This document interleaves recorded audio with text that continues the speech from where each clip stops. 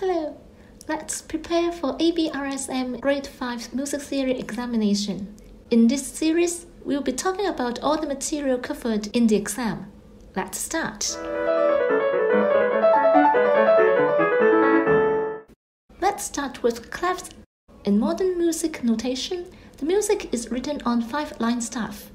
Notes are written either on the lines or in the spaces. Before that, we see a symbol at the beginning of the staff. We call it clef. It determines the pitch of a particular line or space. There are different clefs.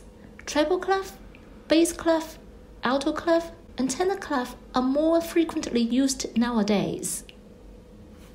Treble clef is also known as G clef because it tells us where the note G is. You probably have seen treble clef in music, but it is not always drawn the same way. In old days, G clef was like this, so the musicians would know the second line as G. Over the centuries, it becomes what it is now. When we draw a treble clef, we start on the second line and then draw a curved line clockwise to the third line.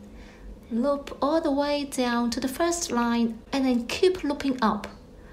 Draw a straight line down through all the lines and through the center of the swirl. Finish it with a flick below, and here it is.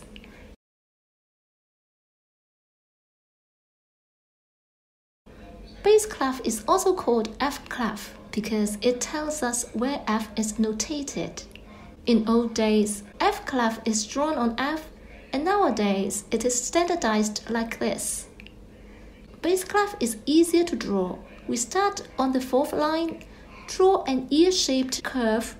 Be aware that the curve goes up to the fifth line.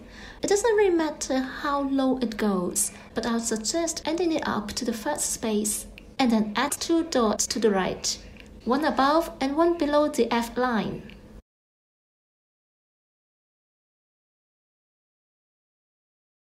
Below in the description is a link of Manuscript. You may print it out, practice on drawing both treble and bass clefs, then you will be able to draw beautiful and, more importantly, clear clefs. In next episode, we will look into the pitches on music and also on keyboard. See you in the next episode. Goodbye.